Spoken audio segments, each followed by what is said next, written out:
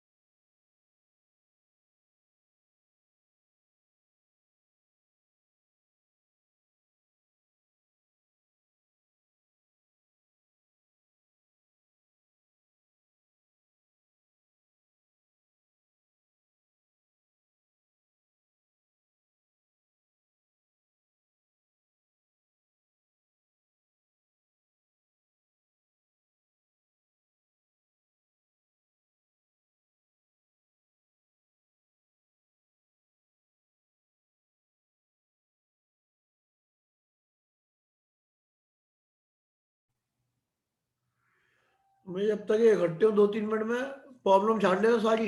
Eighth ए, eighth B, अभी लिखने से कोई फायदा नहीं उड़े। एट्थ ए, एट्थ बी और एट्थ सी, इनकी प्रॉब्लम छाट लो, फिर 2 मिनट बाद लिखना शुरू करना।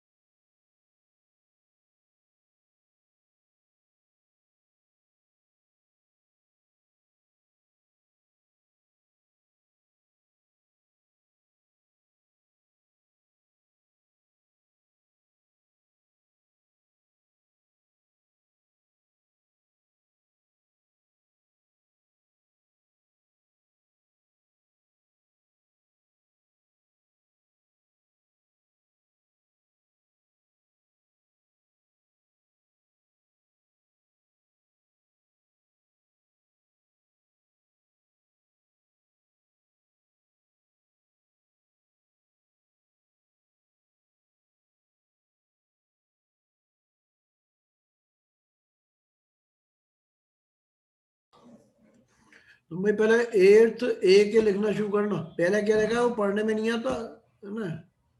अब 8th ए का लिखना, पहले कोई पूछना हो तो। 8th ए का एक भी नहीं। कोई एक्सरसाइज लिखो कौन सी है। 12th का तो किसमें बताऊंगा, ए में, बी में, सी में। ये न्यूमेरिकल है, बिना न्यूमेरिकल ये भी लिख दो। न्यूमेरिकल और थ्योरी दोनों बात लिख दो। 8th ए एन न्यूमेरिकल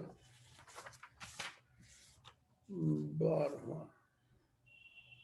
तो 12वां तो हो गया था यार, उसको फोटो खींचा करो धरे भैया। 12वां तो कर दिया था, करे हुए क्वेश्चनों पे मूड खराब होता है। नहीं तो सारे दोबारा दोबारा कराएंगे तो कम से कम 12th तक कोर्स खत्म हो पाएगा तुम्हारा। Question number 12।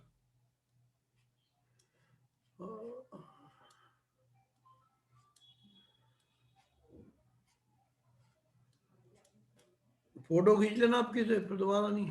4 ओम 8 ओम के ये दो दिए हुए हैं, और ये एक्स का दिया है, और ये 5 ओम का दिया हुआ है। बस खत्म हो गया। ये ए पॉइंट, ये बी पॉइंट, इनके बीच का रेजिस्टेंस दिया है 4 ओम। तो 1/4 इज इक्वल्स टू, बोलो क्या कह रहे हो सर 8th ए का 12th, 8th ए का 12th। ये शायद 8th बी है। कोई बात नहीं, 8th ए का 12th देखता हूँ कौन सा है, खुले रहो जिससे यही समझ में आ जाए सीधे सीधे। 8th ए का 12th भी हो गया, दोनों ही हो चुके हैं, कोई सा भी करा लो। सर तुम उतारते क्यों नहीं है वो, तुम जानो उतारना क्या, फोटो खींचनी होती है और क्या करना है।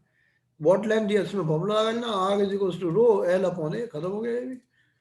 आर की जगह लिख दो 1 ओम, तो यहाँ 1 लिख दो। रो की जगह 1.7 इंटू 10 की पावर -8 लिख दो, इंटू लेंथ पूछी है कितनी है, एरिया वो दिया, रेडियस दी है, तो एरिया का फॉर्मूला हो सकता है ये नहीं आता हो, मैंने करा चुका हूँ एक बार। पाई आर स्क्वायर इसमें रख दो, पाई की जगह 22 नीचे और 7 ऊपर, और ये दिया है 1 mm, रेडियस इज 1 mm, तो 1 mm का मतलब 10 की पावर -3 इंटू 10 की पावर -3। इसके आगे मैथ्स वाले मास्टर से पूछ लेना, ठीक है, या किसी अपने दोस्त को देना। ये पूरा इधर जाएगा, ये नीचे आ जाएगा, एल की वैल्यू आ जाएगी। भैया वो क्वेश्चन मत पूछो जो करा रही है। 1 मिलीमीटर मतलब मिलीमीटर मिलीमीटर होता है, तो ये पूछते ना 1 मिलीमीटर क्या होता है, क्वेश्चन क्या पूछते हो। 10 की पावर 3 माइनस का मीटर ये होता है, मिली का होता है 10 की पावर -3। तो भाई इतनी लंबी रामायण सुनने की जगह सीधे बोलते मिली बता दो क्या होता है। 1 मिली mm इज 10 की पावर -3, या 1 अपॉन किसका आयुष। एक कम तो करो, इन सबको एक मैसेज डालो ग्रुप पे, है ना, कि जिन लोगों ने कल टेस्ट दिया था, यदि वो चाहते हैं कि अगली कॉपी चाहे तो फॉर्म भर दें, क्योंकि भरेगी बच्चों ने, ठीक है ना, नहीं तो दिक्कत आएगी बाद में। 1 mm का मतलब 1/1000 मीटर, मिली का मतलब होता है 1/1000। ये तो दोनों ही बेकार गए, क्वेश्चन 12 ये, क्वेश्चन 12 ये। चलो जो नहीं पूछा है वो जरूर पूछ लो कितनी बार, कोई मना नहीं है। 8th ए खत्म, शायद सारी हो गए थे। अब 8th बी के नंबर लिख दो। पहले क्या लिखा बेटा, वो दिखाई नहीं देता, लास्ट वाली चीज दिखती है। 8th बी तय कर लो बराबर, जो भी पूछना हो बोलो क्या पूछना है। सर क्वेश्चन नंबर 2 में सर एक्सरसाइज 8B में सर एक प्रॉब्लम है सर, आंसर न्यूमेरिकल वैल्यू तो आ गई मेरी, पर नेगेटिव ना आ गई। तो इसमें प्रॉब्लम की क्या बात है, ईएमएफ कितना लिखा है बोलते चलो देख के। मैं तो फॉर्मूला बोल दो, v = e - i, जानते भी हो कि नहीं जानते हो ये देख लो। हाँ सर जानते। जानते हो तो बोलो e कितना लिख दूं। पर सर ये वाले फॉर्मूले से नहीं होगा sir, E = I R + R। मैं तो कोई ऐसा फॉर्मूला लिखवाया नहीं है, मेरे को तो एक ही फॉर्मूला लिखवाया टर्मिनल वोल्टेज, इसके अलावा कोई फॉर्मूला मैंने तो नहीं लिखवाया। तो तुम किसी और के पढ़ाए हुए को लिख रही हो तो मुझे क्या पता। मैं तो बैच में एक ही फॉर्मूला पढ़ाया, terminal voltage v = e - IR। क्यों, क्योंकि 10th तक यही चलता है। 12th में जब पहुंचोगे तो एक और बढ़ा देंगे, वहां इसकी जरूरत ही नहीं है, 10th तक तो यही से काम आएगा, अब तुमने कौन सा फॉर्मूला लगाया पता नहीं, किसने लिखवाया वो भी नहीं पता, हो सकता है स्कूल वाले मास्टर ने लिखवाया हो, है ना। हमें तो एक ही फॉर्मूला आता है 10th क्लास तक, और 12th तक पहुंचते पहुंचते 2 आएंगे। ठीक है, इसीलिए गलत हो गया होगा, कोई बात नहीं, यही फॉर्मूला लगा दो, इसमें हो जाएगा। नगद तो भैया बोलो क्या कह रहे हो? का एक डाउट था सर। हाँ, सर इसका what does slope of IV graph represent? Slope of IV graph, हाँ सर, करंट में ही। हाँ sir slope of IV graph का रिप्रेजेंट करता है। मतलब आई पहले है तो उल्टा हो जाएगा। Sir what does the slope IV graph? Question number बोलो हाँ जी तो सर पक्का। क्या रिप्रेजेंट करता है?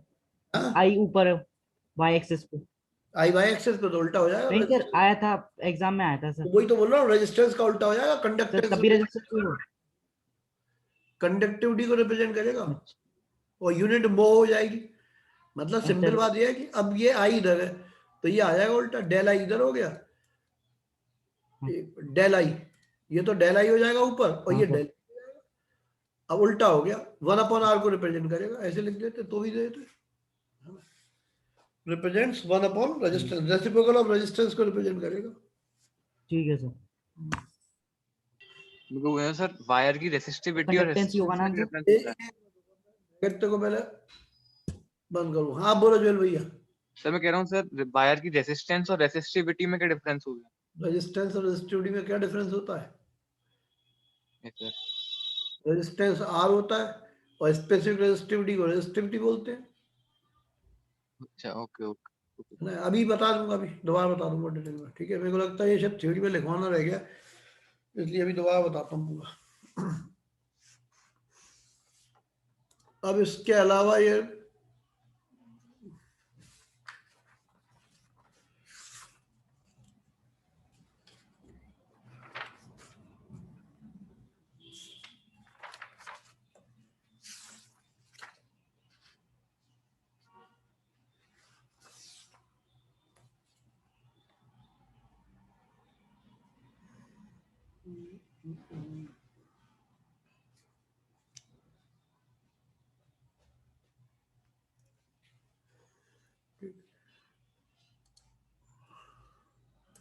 तो भाई लास्ट जो बात हुई थी, तुम आदित्य भैया क्या कहना रहे हो, समझ में नहीं आ रही, हाथ उठा लो, हाथ से बदल जाएगा, क्या कह रहे हो?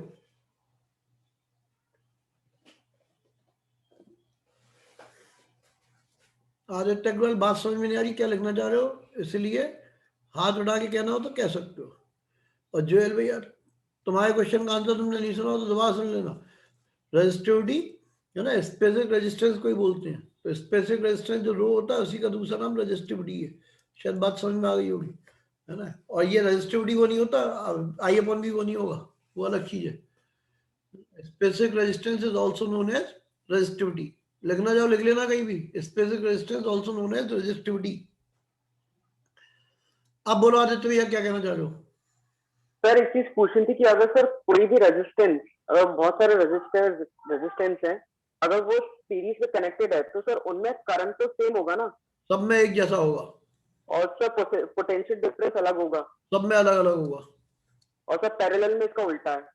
पैरेलल में पोटेंशियल डिफरेंस सब में एक जैसा होगा, बट करंट सब में अलग अलग होगा।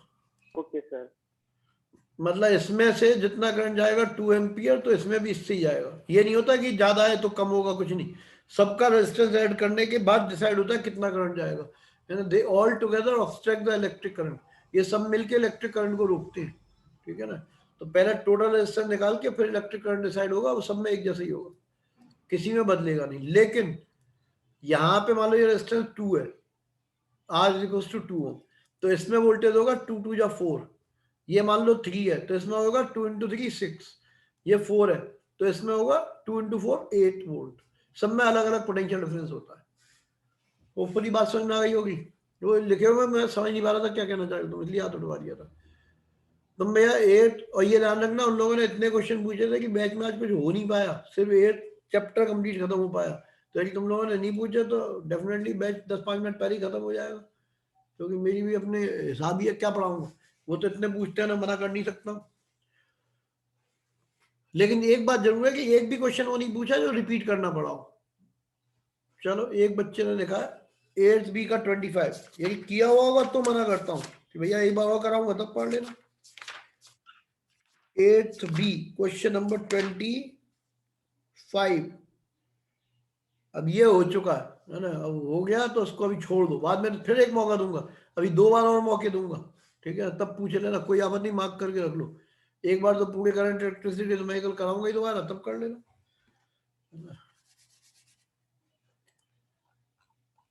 नेक्स्ट नंबर बोल दो कौन सा है, वानी जी बोलो क्या कह रहे हो।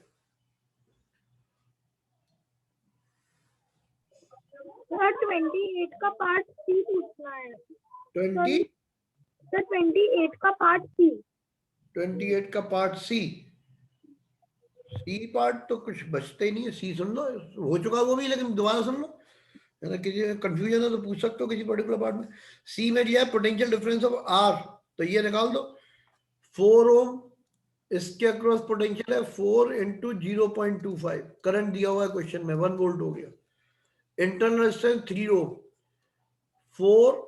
3 इंटू 0.25 ये करंट है, तो 0.75 हो गया। और जो तुमने पूछा थर्ड पार्ट, आर ओम और 2 ओम दोनों के अक्रॉस एक जैसा ही पोटेंशियल डिफरेंस होगा, इसके अक्रॉस मान लो x है, तो इन सबको जोड़ दो, x plus 0.75 plus 1 is equals to, मिला के बैटरी का ईएमएफ वो कितना है, 2 वोल्ट है, तो x की वैल्यू आ जाएगी, x is equals to value निकल के आ जाएगी। सर आप हाँ बोलो, आ गया आंसर, बोलो। सर आपने प्लस किया है, ये 0.75 प्लस 1। भाई सारे पोटेंशियलों को जोड़ दे तो बैटरी के पोटेंशियल के बराबर आता है, अभी भी यही बताया था, इससे पहले भी यही किया था, इसका पोटेंशियल प्लस इसका पोटेंशियल प्लस इसका पोटेंशियल प्लस इसका पोटेंशियल मिला के बैटरी का पोटेंशियल, जितने भी रेजिस्टेंस पोटेंशियल कंज्यूम करते हैं उन सबका टोटल मिला के बैटरी के पोटेंशियल के बराबर होता है, इसलिए सबको जोड़ लिया, कितना किस किस के अक्रॉस गया, बराबर बैटरी के वोल्टेज के बराबर रख दिया। अगला बोलो क्या पूछना है। सर बस ये पूछना था। टोटल वोल्टेज सेल का, वही तो डिवाइड करता है पोटेंशियल को, ये पोटेंशियल कौन दे रहा है, सेल दे रहा है, तो जितना सेल का पोटेंशियल होगा वो सारे रेजिस्टेंस में बढ़ जाता है, तो जितने 10, 5, 15 जितने भी रेजिस्टेंस हो सबके पोटेंशियल डिफरेंस जोड़ लो तो बैटरी के पोटेंशियल डिफरेंस के बराबर आ जाता है। नेक्स्ट बोलो भाई, किसी और को कुछ पूछना हो तो। कोई नहीं, चलो 8 बी का कोई ऐसा क्वेश्चन जो बच गया हो नहीं सॉल्व हुआ तो वो भी लिख दो नंबर।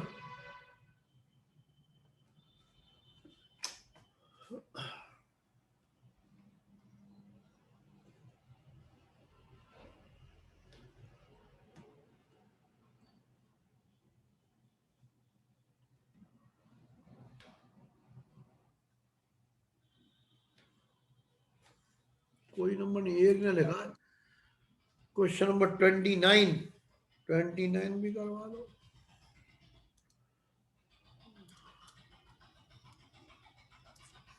तो 29 में दिया है 3 रेजिस्टेंस, डायग्राम बना हुआ है, इफेक्टिव रेजिस्टेंस निकालना है, तो ऐसे बहुत सारे क्वेश्चन हो चुके हैं, उनमें से एक ये भी है, ऐसे दिया हुआ है।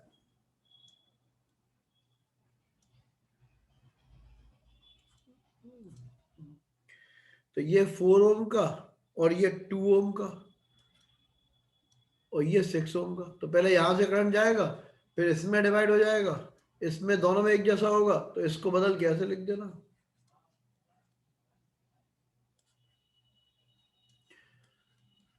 और यदि बाई चांस एक भी क्वेश्चन तुमने पहले किया हो तो इसका आंसर पता ही है 3 ओम होगा, और एक भी नहीं किया तो दोबारा कर लो खुद, ये 3 ओम आंसर आ गया, खत्म हो गया, ठीक है ना। भैया ही पूछा था, Ohm's law V equals to IR लगा दो, आंसर आ जाएगा, वो बिना पूछे बिना पढ़े किया है, पूछा बच्चे ने, है ना, दोनों को जोड़ना बहुत बार दिखा दिया, क्योंकि यदि ये वाला पूछना पड़ रहा है तो इससे ज्यादा जरूरी है तुम पहले 19 कर लेना, वो आएगा तो अपने आप आ जाएगा। चलो हो गया है तो खत्म। 3 ओम का रेजिस्टेंस आ गया, V इक्वल्स टू IR में वैल्यू लग गई, तो यहाँ पे आ जाएगा वोल्टेज, वो दिया हुआ है, voltage is given 6 volt, current मालूम करना है, रेजिस्टेंस 3 ओम है, 2 ओम 2 एम्पियर का आंसर आ जाएगा। अब आ जाओ असली पे। क्वेश्चन नंबर न्यूमेरिकल नंबर 3 पढ़ लो पहले। एक्सरसाइज है, क्योंकि तुम तो पूछो नहीं पूछो, मैं सारे वो कर दे रहा हूँ जो उस बैच में हुए थे, थोड़ी जल्दी जल्दी करता हूँ। क्वेश्चन नंबर 3 एक्सरसाइज का नंबर है 8C। पढ़ डालो जल्दी, न्यूमेरिकल की बात है।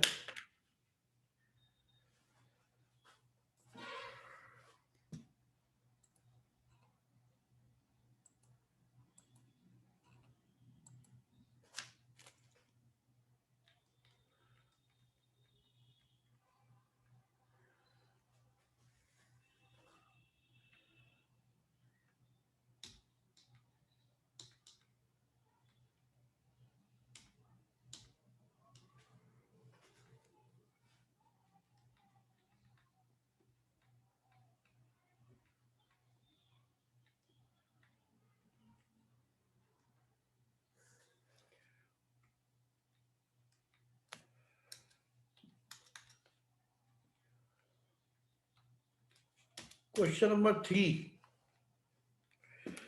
क्वेश्चन पढ़ जरूर लिया करो जिससे कि टाइम का फायदा मिला, समझ में भी आया तुम्हें। 3 को मोस्ट इम्पोर्टेंट मार्क कर लो। एक तो कॉन्सेप्ट वाइज बहुत ही बढ़िया क्वेश्चन है। Calculate the current through 60 what lamp rated है 250 वोल्ट। तो पहले तो इसका मतलब समझो, ये अगले पार्ट की थ्योरी में काम आएगा, ठीक है। पहले इसका मतलब समझो क्या कह रहा है। एक बल्ब है, उस पर लिखा हुआ है 60 वॉट एंड 250 वोल्ट, ये लिखा हुआ है, ठीक है। ये रेटिंग ऑफ द बल्ब होती है। ये हमें 2 इंपॉर्टेंट बातें बताती है। एक, कितना मैक्सिमम करंट पास हो सकता है, आई मैक्सिमम, यही करंट की वैल्यू इससे एक्सीड कर जाएगी तो बल्ब या ट्यूबलाइट या जो भी इलेक्ट्रिकल अप्लायंस है वो खराब हो जाएगा, काम करना बंद कर देगा। तो आई मैक्सिमम बताता है। दूसरा ये बताता है रेजिस्टेंस कितना है। जितना रेजिस्टेंस ये बताएगा वो बदल नहीं सकता, है ना। ये डायलॉग पहले भी कई बार 3-4 बार लगातार लिखवाया था, फिर दोबारा लिख लेना।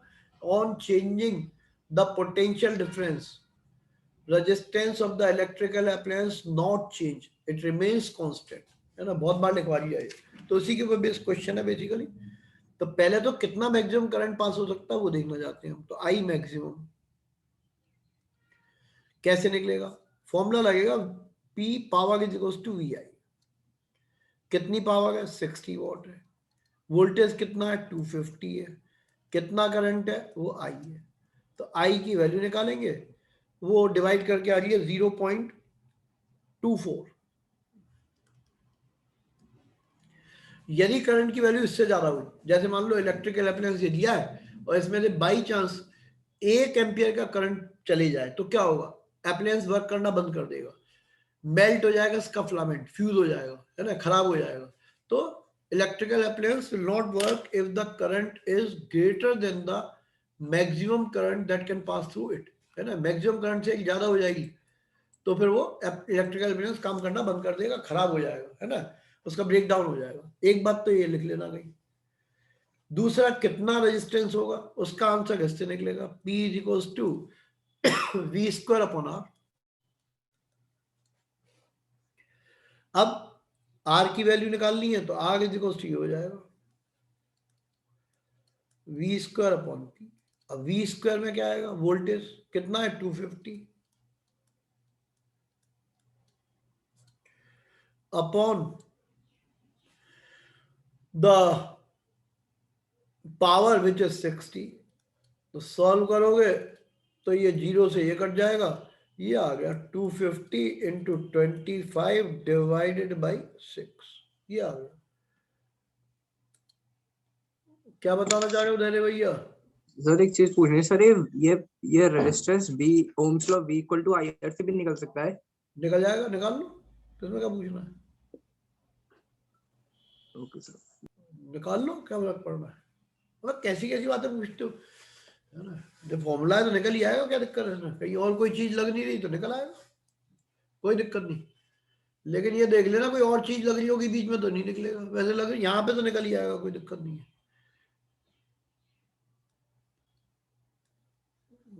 ये तो आ गया रजिस्टेंस। हाँ, तब जरूर पूछ लेना जब नहीं निकले, नहीं निकले तो जरूर पूछ लेना कि क्यों नहीं निकला, तो समझा पाऊंगा क्यों नहीं निकला। बोलो ना कि तो भैया सर आप ये कॉन्सेप्ट है कि वो वोल्टेज चेंज करने पे रेजिस्टेंस क्या बोलते हैं चेंज नहीं होता है, वो सर नॉन ओमिक कंडक्टर्स के लिए भी सेम है भैया सर? नॉन ओमिक कंडक्टर्स के लिए भी यही बात ये कॉन्सेप्ट लगता है कि रेजिस्टेंस चेंज नहीं होगा अगर वोल्टेज चेंज हुआ तो? वोल्टेज चेंज हुआ तो रेजिस्टेंस चेंज नहीं हुआ, हर एक पे अप्लाई हो जाएगा। सर ऐसा क्यों? ऐसा क्यों? तुम्हारे घर पे कोई एसी वगैरह है, कुछ कोई चीज है हाँ बिजली सर। से चलने वाली? हाँ सर। किसी भी एक चीज का नाम दे दो। Sir heater. हीटर है। हीटर बाजार से खरीद के लेके आए थे? Of course. घर से तो नहीं बनाया? नहीं सर। उसमें लगे हुए तार की लेंथ तुमने कभी कम ज्यादा की? नहीं सर। तो भाई रेजिस्टेंस कैसे बदलेगा? तुमने काट के उसे कभी छोटा किया हो, काट के बड़ा किया हो, कुछ में अंदर छिड़खानी करके नई चीज तार जोड़ दिया हो, कुछ और कर दिया हो, तो रेजिस्टेंस बदलेगा। तो रेजिस्टेंस कैसे बदलेगा बताओ जरा, समझाओ मुझे। ओके। वो तो मैन्युफैक्चर्ड का होता है। प्रैक्टिकली समझ गया सर, प्रैक्टिकली समझ गया। हाँ मतलब भाई मैन्युफैक्चर ने जो बना के देगी हम घर ले आए। अब बीच में रेजिस्टेंस कैसे बदल जाएगा जब तक कोई पंगा नहीं लगा इसमें, हाँ सर ठीक है है। ना? जब तक पेचकस का यूज नहीं करोगे तब तक कुछ नहीं होगा, और पेचकस का यूज कर लिया फिर कुछ भी हो सकता है ना? ये मतलब है कि हम बीच में उसमें जुगाड़ करेंगे तो कुछ बदल जाएगा, अदरवाइज नहीं बदलता ये। अच्छा सर। सर चलो यानी अच्छा। कि वोल्टेज कम ज्यादा होगा तो करंट भी अपने आप हाँ एडजस्ट हो करंट जाएगा? कम ज्यादा होगा, पावर कम ज्यादा होगी, है ना? और यही बात मैं बार बार लिखवाता हूँ, समझाता हूँ, क्योंकि वोल्टेज बदलने से मशीन के अंदर कोई चेंज तो हुआ नहीं, वो तो जैसी पहले थी वैसी की वैसी है ना? करंट बदल जाएगा और ठीक है। पावर बदल जाएगी। जिस पावर पावर भी। पे वर्क करता है वो पावर पे वर्क नहीं करेगा। ठीक है ना? और कुछ पूछना है कि भैया? हाँ सर। बोलो। नहीं सर। नहीं, चलो ठीक है। धैर्य भैया बोलो, क्या बताना चाह रहे हो? सर वो जो हीटर का जो सर एग्जांपल था सर, हाँ। सर आपने सर तार एक्स्ट्रा तार लगा देना हुआ या बाहर से या फिर एक्स्ट्रा तार नहीं, मशीन के अंदर, हीटर के अंदर। हीटर के बाहर थोड़ा ना तार लगाओगे, हीटर के हाँ। अंदर तार लगा देना। और ये देख लेना, तार अंदर लगाने से पहले स्विच ऑफ कर लेना कि चिपक जाओ, फिर बाद में को सर ने कहा था तार लगाने को। ठीक है ना? ठीक है सर। हीटर हाँ। के अंदर जो लाल लाल रंग का दिखाई देता है वहां तार जोड़ना पड़ेगा, तब बात बनेगी। कनेक्शन वायर बोलते हैं उसको बाहर वाले को तो। ठीक है, कनेक्शन वायर से कोई लेना देना नहीं। जो नेगेटिव भैया ने पूछा था उसका लास्ट पार्ट भी आ गया इसमें। ये मोस्ट इंपॉर्टेंट मार्क कर लेना, ऐसे बड़ा सर्किल लगा लेना, एग्जाम से पहले इसे जरूर करके जाना है। जो अगला पार्ट इसने पूछा था, करंट ऑब्वियसली वोल्टेज कम करेंगे चेंज हो जाएगी, पावर भी चेंज हो जाएगी। तो वही क्वेश्चन वाले ने पूछा है कि भाई नई पावर कितनी होगी यदि हम इसको 220 वोल्ट पे कर दें, नहीं 200 वोल्ट पे कर दें, है ना? ये if the line voltage falls to 200 volt, how is the power consumed of the lamp change? तो आंसर लगा दो फिर से। Power is equals to V square upon R, ये फॉर्मूला होता है। और मैं चिल्ला चिल्ला के बता रहा हूँ कई दिन से कि इलेक्ट्रिकल रेजिस्टेंस इलेक्ट्रिक अप्लायंस का नहीं चेंज होगा, क्योंकि ये मैन्युफैक्चर का होता है। ठीक है ना? मैन्युफैक्चर जो करता है वो बनता है। तो हम वोल्टेज लगाएंगे 200 into 200 divided by the resistance, वो यहां से देख के लिख देंगे 250 इंटू 25, और ये 6 ऊपर चले जाएगा। सॉल्व कर लेना, मैं बुक वाले का देख के टिप के आंसर लिख दे रहा हूं, ये आंसर आ जाएगा। अब यहां तक धैर्यपूर्वक समझ लो। यदि ये बात समझ में आती है तो बोर्ड में उस तरह के बहुत क्वेश्चन आते हैं, बात बन जाएगी। नहीं आती है तो 1 मिनट बाद फिर हाथ उठा लेना।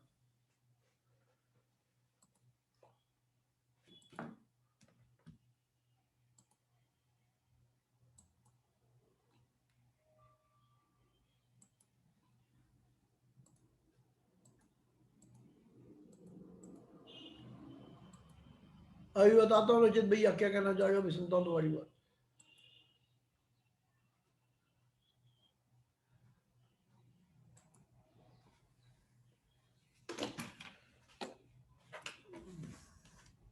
बोलो रचित भैया।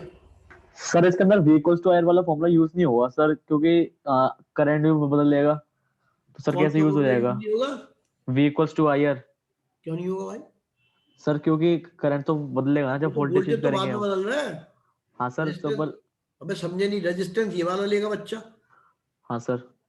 ये वोल्टेज लेगा, यस सर। करंट ये लेगा, यस सर। तो रेजिस्टेंस कैसे नहीं आएगा ये वाला? सर यार रेजिस्टेंस आ जाएगा सर बाद में, जब हम पुट करेंगे तो फिर उसमें तो चेंज हो रहा है, 200 हो रहा है। यार, पहले की बात करो ना, अभी तो ये वोल्टेज है ये करंट है, इससे निकालेगा बच्चा तो ये रेजिस्टेंस आएगा नहीं आएगा? Okay sir, okay sir, okay sir. समझ गया ना?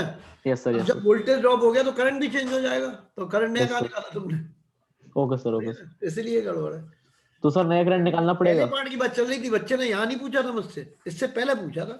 ओके सर, तो सर नया करंट निकालना पड़ेगा। हाँ बिल्कुल निकालना पड़ेगा, ओके तो सर। पंगे में ही मत पड़ो, इसलिए तो मैं कह रहा था कि ये फॉर्मूला फॉर एवर है। मैं ओके सर। हमेशा ओके वो चीज यूज करता हूँ जिसमें बच्चे को कंफ्यूजन कम रहे, इसलिए ये यूज कर रहा था। अब उसका कहना था नहीं इससे निकालूंगा, तो देखो तुम कंफ्यूज हो गए, है ना, और बाकी भी हो जाते, इसलिए उस बच्चे को बोला निकाल के देख ले, बिल्कुल सही निकलेगा। तो बेटर है कि मैं तो हमेशा इस फॉर्मूले को एडवाइस करता हूँ कि ये वाला लगाओ, क्यों फालतू के पंगे। ये ठीक है रचित भैया, है ना। तुम भैया अभी और भी कराता हूँ मैं सब, उससे पहले, है ना,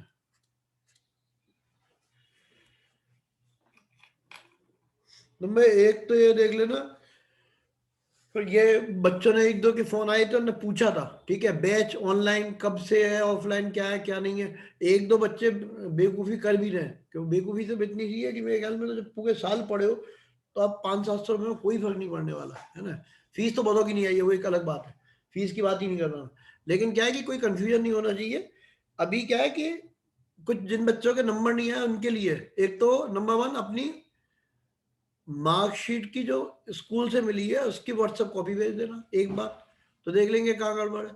दूसरी बात, यदि कभी ऐसा हो गया हो किसी बच्चे के साथ, क्योंकि होने की संभावना है, मना नहीं कर रहा मैं, कि जैसे मान लो उसका पी, फिजिक्स, मैथ्स,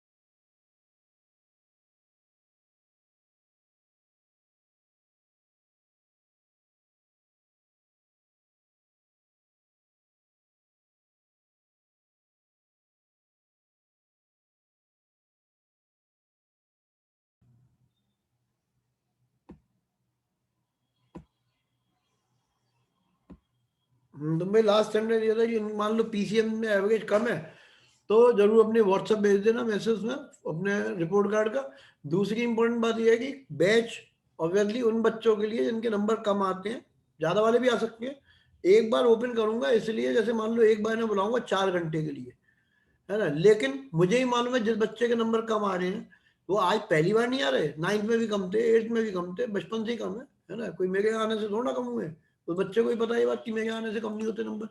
तो ऐसे बच्चों के लिए बहुत अच्छा है, डटे रहो, मैं खुद बुला लूंगा 4 घंटे के लिए, एक बार बुलाऊंगा, इसमें 18 नंबर की इसको स्टेट्स पूरी खत्म करा दूंगा वन टाइम, एक दिन में सिखा के भेजूंगा।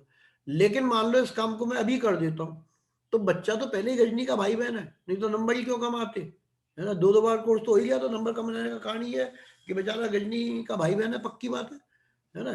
तो ये काम अभी नहीं करूंगा, इसलिए नहीं करूंगा कि अभी कर दिया, एग्जाम में 3 महीने है, 3 महीने में फिर भूल जाएगा, एग्जाम मई में होंगे और मई में भी कौन सी डेट को होगा पता नहीं है। तो जब डेट शीट आ जाएगी तो एग्जाम से कम ऐसा करा दूंगा कि 25 दिन पहले बुला लूं कई बार, तो तो 4 घंटे के लिए बुलाऊंगा, स्टेट्स करा दूंगा, फिर एक बार 4 घंटे के लिए बुलाऊंगा। इनमें कोई भी फीस नहीं है किसी भी चीज की। इसीलिए मैं बोल रहा हूँ जो एक दो घबरा रहे हैं ना कि अब हम किसी और क्या पढ़ने जा रहे हैं, तो वो रोज बुला के पढ़ा रहे हैं, कुछ नहीं होने वाला। रोज बुला के पढ़ाने से भी कुछ नहीं होगा, है ना। होगा तो इसी से कि ये 4 घंटे आए, स्ट्रेस पूरी पढ़ ली, टेस्ट दिया, घर चले गए, मौज आ गई, 18 नंबर खत्म।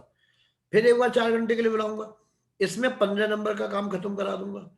छोटे बच्चे हैं, मैट्रिक्स करा दूंगा, रिमाइंडर फैक्टर थ्योरम करा दूंगा, 2 क्वेश्चन मैट्रिक्स के हो गए, 2 रिमाइंडर थ्योरम के हो गए, है ना। और एक चैप्टर बैंकिंग का पकड़ लूंगा, 2 उसके हो गए, 6 क्वेश्चन हो गए। तो मैं तो 15 ही सोच रहा था, 18 नंबर हो गए। 3 चैप्टर एक ही दिन में 4 घंटे बुला के करा दूंगा। एग्जाम में 7 में से 4 क्वेश्चन अटेम्प्ट करने, और सबके 100 नंबर आते होते तो ये ट्यूशन चलते ही नहीं। जब डे 1 पे बच्चे को पता होता मेरे तो 100 आएंगे, तो काय को ट्यूशन पढ़ रहा होता। तो भाई एक तो गलतफहमी निकालो अपने दिमाग से जो घर वालों ने डाल दी है, बेटे 100 ही ना आएंगे तक, बिल्कुल नहीं आएंगे। 100 सबके नहीं आते। पूरे आगरा में तो पिछली बार हमारे यहाँ से एक बच्चे के आए थे, एक आध कोई और छुपा रस्तम होगा। उससे पहले तो गारंटेड, क्योंकि पिछली बार का रिजल्ट पब्लिक नहीं हो पाया तो ये पता नहीं चला। उससे पहले तो गारंटी है पूरे आगरा से एक ही आया था, वो भी हमारे यहाँ का ही था। तो सबके 100 आ रहे होते तो फिर ट्यूशन ही नहीं चलते, समझे ना। तो ये सब अपने घर वालों को समझा देना, कोई घबराने की बात नहीं है। जब तक डेट शीट नहीं आएगी तब तक ये कब कब 4 घंटे बुलाऊंगा मैं बताने वाला नहीं हूँ। बुलाऊंगा जरूर, और कम से कम 4 बार बुलाऊंगा। 16 घंटे हो गए फ्री के, बिना पैसे दिए।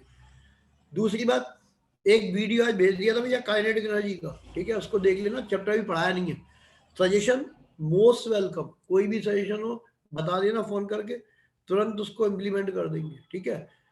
कल इसके न्यूमेरिकल वाला वीडियो भी भेज दूंगा, तो तुम समझ जाओगे कि भाई काइनेटिक एनर्जी का वीडियो पढ़ लिया और न्यूमेरिकल का देख लिया तो काम खत्म। बोर्ड का कैसा भी क्वेश्चन हो सारे चटका लोगे, ठीक है ना। डेरिवेशन वगैरह सब प्रॉपर तरीके से कराया हुआ है। फिर भी कोई सजेशन हो तो मोस्ट वेलकम, बड़ा अच्छा लगेगा।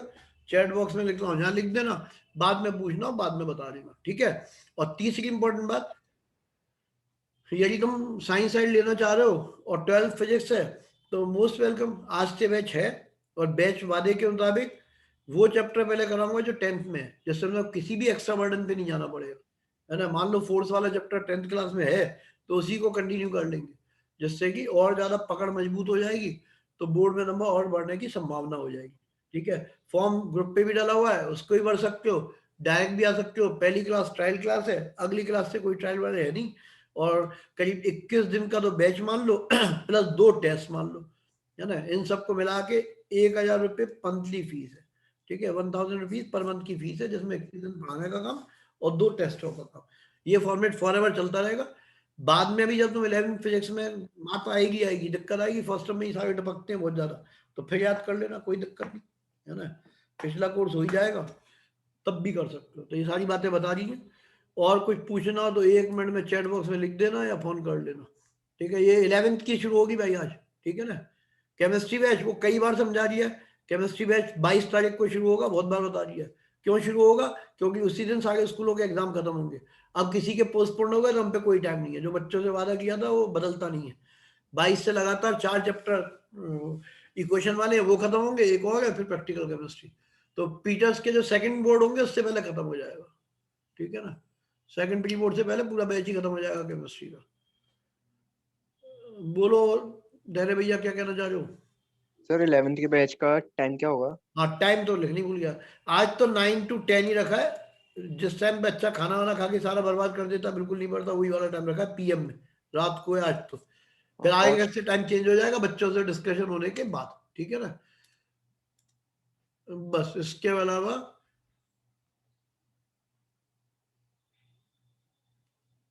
ये 4 आवर कौन से मंथ में बता दो कि भाई डेट शीट हो तो आज ही बता दूंगा किस दिन आना है ना। जब तक डेट शीट नहीं होगी तब तक इन 4 घंटों का मुझे भी नहीं पता।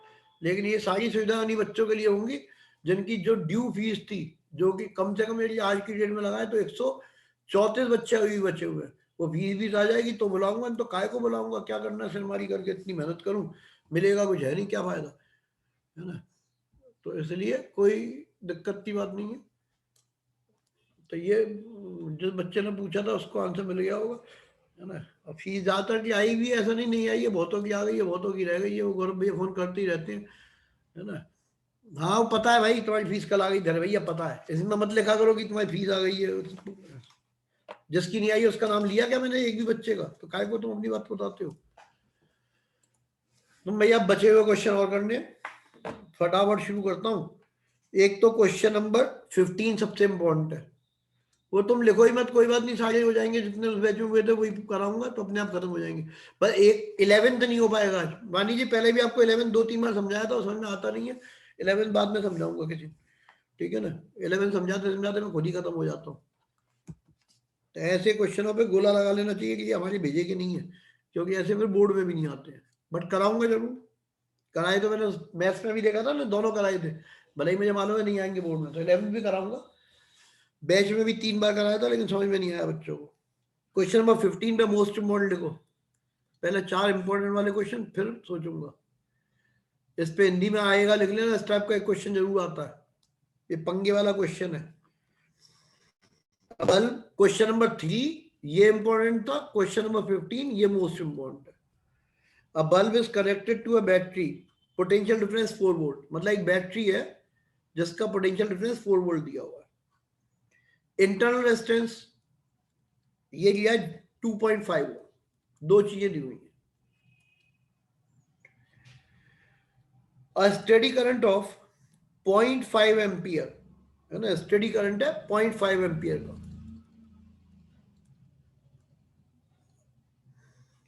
Is flow through the circuit. Total energy supplied by the battery in 10 minute, यानी कि टाइम 10 मिनट, मिनट से मैं क्या लेना देना, तो 600 सेकंड लिख लेंगे। बस अब खत्म हो गया। एनर्जी का फॉर्मूला लगा दो, एनर्जी इज VIT। फॉर्मूले याद नहीं होंगे तो मुश्किल बात है। कितनी वोल्टेज की बैटरी है, पूरी टोटल बैटरी की बात कर रहा है तो 4 वोल्ट की। कितना करंट है 1/2, कितना टाइम है 600। सॉल्व कर लिया, आंसर आ जाएगा, ये 2 बार कटेगा, 1200 जूल, 1200 जूल, ये आंसर आ गया। पहला पार्ट खत्म, क्योंकि इसने पूछा था टोटल बैटरी से कितना एनर्जी ड्रॉ होगी, तो हमने टोटल EMF ले लिया ये पूरा। फिर second part, the resistance of the bulb, तो हर बार ये सर्किट बनाता हूं, वो फिर बना दे रहा हूं।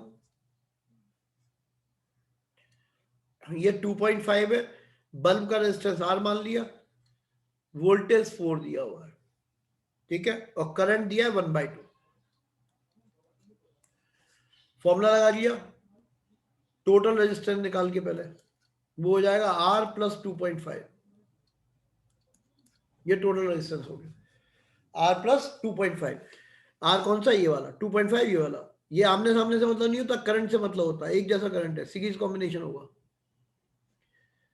फिर फॉर्मूला, इकलौता फॉर्मूला यूज होता है, V = IR। वोल्टेज कितना है 4 है, करंट कितना है 1/2 है, रेजिस्टेंस कितना है R प्लस 2.5 है। ये इधर चले गया तो 8 = R प्लस 2.5 एंड R = 5.5 ओम आ गया। ये सेकंड पार्ट खत्म हो गया, ठीक है। सेकंड पार्ट का ये वाला पार्ट बहुत इंपॉर्टेंट है। देन थर्ड की बात करते हैं। थर्ड में क्या कहना चाह रहा है वो, थर्ड में वो पूछ रहा है कि ये जो रेजिस्टेंस है इसमें डिसिपेट का मतलब खर्च होना, डिसिपेशन होना, है ना, एनर्जी का लॉस होना, खत्म हो जाना। तो इसमें कितनी एनर्जी डिसिपेट हो गई, है ना, इसमें पूछ रहा है। तो भाई फॉर्मूला लगा दो हीट एनर्जी डिसिपेशन का, H = I² RT। आई मालूम है इसमें से, यस मालूम है, कितना है 1/2 × 1/2 है। रेजिस्टेंस मालूम है, हाँ मालूम है, कितना है 5.5 है, इनटू टाइम मालूम है 600। सॉल्व करके देख लो, आंसर आ जाएगा। और भी ये रखिए, तो मिल जाएगा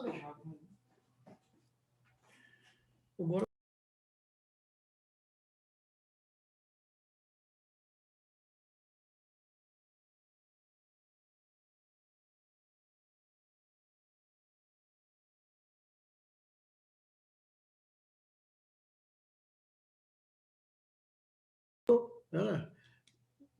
पहला पार्ट तो वोल्टेज टोटल लेंगे, करंट टोटल लेंगे और टाइम टोटल लेंगे, तो बैटरी ने कितनी एनर्जी पास कराई या कितनी एनर्जी प्रोवाइड की वो पता चल गया।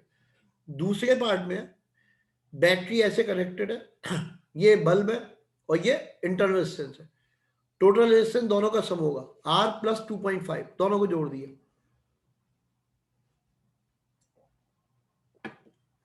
ठीक है, इन दोनों को ऐड कर दिया, और करंट की वैल्यू 1/2 है, ठीक। फॉर्मूला लगा दिया, V = IR, वोल्टेज 4 वोल्ट, ये total, current 1/2, resistance R plus 2.5, तो R की वैल्यू आ गई। अब पूछा इसमें कितनी एनर्जी डिसिपेट होगी, खर्च होगी, प्रोड्यूस होगी। फॉर्मूला होता है I²RT। करंट मालूम है? हाँ मालूम है। कितना है? 1/2 लिख लिया 2 बार, स्क्वायर इसलिए। रेजिस्टेंस 5.5 टाइम 600, सॉल्व करोगे आंसर आ जाएगा। फिर भी कुछ रह गया हो तो फिर पूछेगा।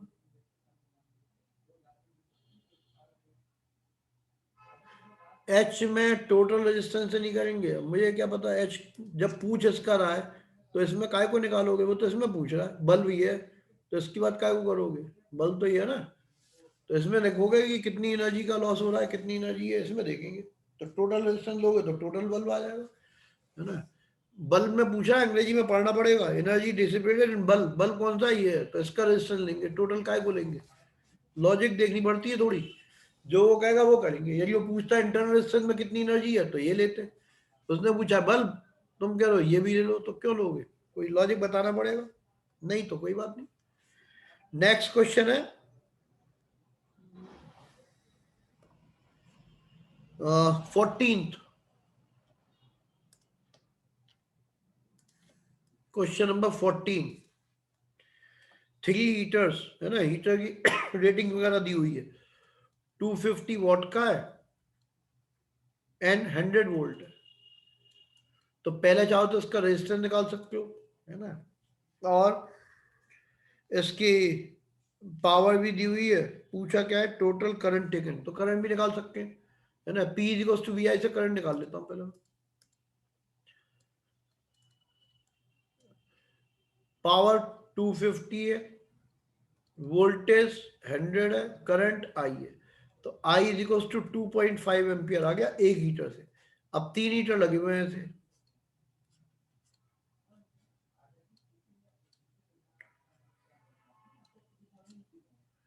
ठीक। अब इसमें से यहां से करंट गया तो इसमें गया 2.5, इसमें 2.5, इसमें भी 2.5, टोटल मिला के कितना आएगा? 7.5 एम्पियर। यही आंसर है, the total current drawn through the battery. इसका करंट निकाल लिया, इसका निकाल लिया, इसका निकाल लिया, तीनों में जोड़ दिया, पैरेलल में लगे हुए हैं, ये क्वेश्चन में दिया है। तो 3 heaters each rated 250 watt 100 volt are connected in parallel with 100 volt supply. Calculate the total current drawn from the supply। खत्म हो गया। The resistance of each heater, तो फॉर्मूला लगा दो, P is equals to V² upon R। तो R is equals to हो गया V² upon P। V² का मतलब 100 into 100, वोल्टेज 100 है, अपॉन द पावर वो 250 है, ठीक है। तो ये एक जीरो इससे कट गया, ये 4 बार कट गया और आंसर आ गया 40 ओम। ये रेजिस्टेंस हो गया। फिर एनर्जी, तो एनर्जी का फॉर्मूला लगा दो, एक हीटर की एनर्जी के लिए फॉर्मूला आ गया। पावर, पावर कितनी की है? 250। कितने घंटे तक लगता है? 5 घंटे तक। कहाँ दिया है? क्वेश्चन में दिया है। फॉर्मूला याद नहीं है तो पहले फॉर्मूला याद कर लेना, ठीक है। Power in watt into time in hour divided by 1000, ये फॉर्मूला है। तो इससे इसको काट लेना, ये कट जाएगा इससे 4 बार और 1.25 आ जाएगा kWh एक हीटर का। 3 हीटर का कितना होगा? ऐड कर लेना, 3.75 किलोवाट आवर आ जाएगा। ये क्वेश्चन नंबर 14 था। इसके बाद है क्वेश्चन नंबर ढंग के क्वेश्चनों में 17।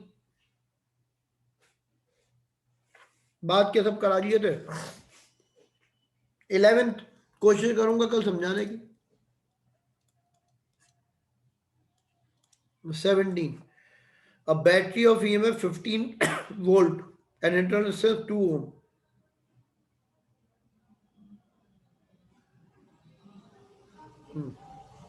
एक बैटरी दी हुई है 15 वोल्ट की है एंड इंटरनल रेजिस्टेंस 2 ओम है, is connected to two resistance 4 ohm and 6 ohm in series। ये दो रेजिस्टेंस है, एक 4 ओम का और एक 6 ओम का, और दोनों सीरीज में है। तो फर्स्ट ऑफ ऑल तुम खुद मेहनत करके इसका करंट निकाल लो कितना आ रहा है, हो जाओ, ट्राई कर दो। ठीक है, इसका रेजिस्टेंस निकालो कितना आ रहा है।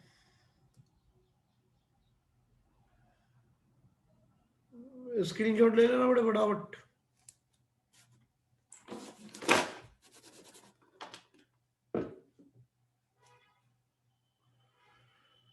तो ये रेजिस्टेंस बच्चों ने लिख भी दिया, 1.25 एम्पियर का करंट बता दिया। चलो इसका टोटल रेजिस्टेंस निकालेंगे, 4 + 6 + 2 12 हो गया। V = IR फॉर्मूला, वोल्टेज कितना है 15 है, कहाँ दिया है क्वेश्चन में, करंट मालूम करनी है, रेजिस्टेंस 12, तो I की वैल्यू आ जाएगी 1.25 एम्पियर, ये करंट आ गया।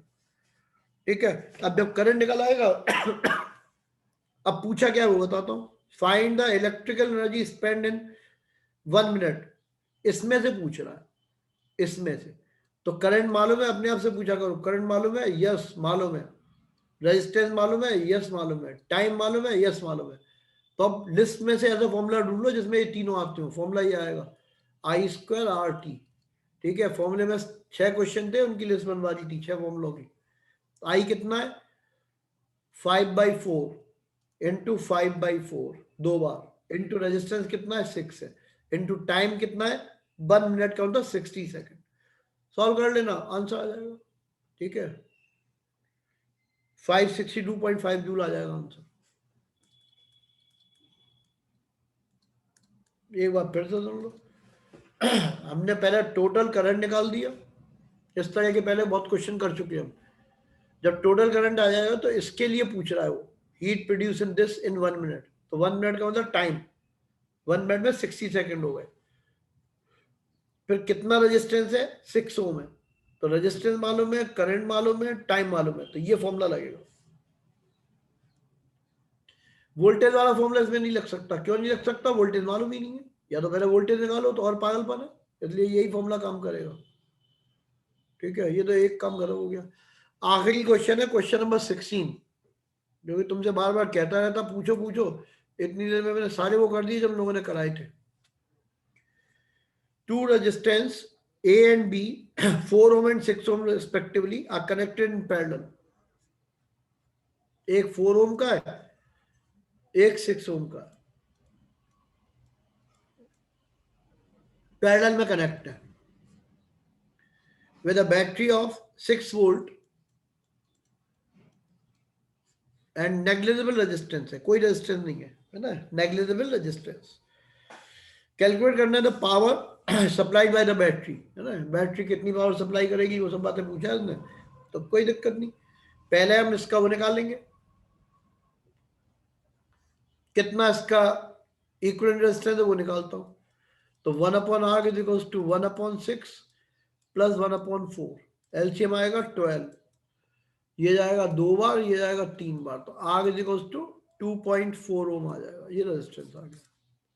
ठीक है, ये वोल्टेज मालूम है, वोल्टेज कितना है, इतना है, रेजिस्टेंस इतना है, पावर का फॉर्मूला लगा दो V²/R, तो V कितना है 6 × 6 और R की जगह ये लिख देना 2.4, सॉल्व कर लेना, आंसर आ जाएगा।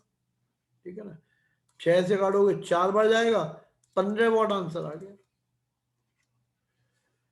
ये पहला पार्ट खत्म हो गया टोटल के लिए। और वो पूछा है 4 ओम में बताओ, तो कोई दिक्कत नहीं, 4 ओम में फॉर्मूला लगा दो, पावर कंज्यूम्ड इन 4 ओम, तो रेजिस्टेंस 4 है, वोल्टेज पैरेलल में वोल्टेज एक जैसा होता है, कई बार बता दिया, in parallel voltage remains constant, तो 6 वोल्ट वोल्टेज है, तो ये आ जाएगा V²/R, वोल्टेज 6 × 6, रेजिस्टेंस ये दिया 4, सॉल्व करोगे तो आंसर आ जाएगा 6 × 6 9 वोल्ट आ गया। फिर मान लो इसमें से निकालना है, तो इसके लिए फॉर्मूला लगा दो, फॉर्मूला लगेगा P power is equals to V²/R, voltage 6 × 6 और रेजिस्टेंस है ना, इसमें 4 ओम है, इसमें 6 ओम है, तो ये 6 वाले के लिए निकाल रहे तो 6 लिख दो, 6 वोल्ट आ जाएगा। अब 16 में कुछ पूछना हो तो हाथ उठा दो फटाफट। सबसे पहले हमने क्या किया, दोनों का इक्विवेलेंट रेजिस्टेंस निकाल दिया, यानी मैं टोटल पावर निकालनी है तो टोटल रेजिस्टेंस भी मालूम होना चाहिए, वो 2.4 आ गया, वोल्टेज 6 वोल्ट था, पावर का फॉर्मूला क्या है P = V²/R, तो वोल्टेज 6 × 6, रेजिस्टेंस 2.4, आंसर 15 वॉट आ गया। ये पहला पार्ट हो गया। सेकंड पार्ट में इसके अक्रॉस निकालेंगे तो रेजिस्टेंस 4 ओम है, वोल्टेज 6 वोल्ट ही रहेगा क्योंकि पैरेलल में एक जैसा होता है। तो पावर निकाल ली 9 वॉट आ गई। इसमें निकालना है तो रेजिस्टेंस 6 लेंगे, पावर 6 वॉट आ गई। यही सॉल्व करना। अभी भी हाथ उठा सकते हो किसी को कुछ पूछना हो तो, उसमें लिख दो बक्से में, चैट बॉक्स में लिख दो, समझ में आ जाएगी क्या कहना चाह रहे हो। कुछ नहीं। अब बचे हुए क्वेश्चनों के लिए तो कल तुम्हारे पास मौका होगा। पहले चैप्टर अगला वाला शुरू कराऊंगा। 8 और 9 ये कंटिन्यूशन में ही होने, 9 पे ज्यादा कुछ बचा नहीं है, ठीक है ना। तो दोनों कंटिन्यूशन में, और बोर्ड के क्वेश्चन भी करने अभी, वो किए नहीं हमने।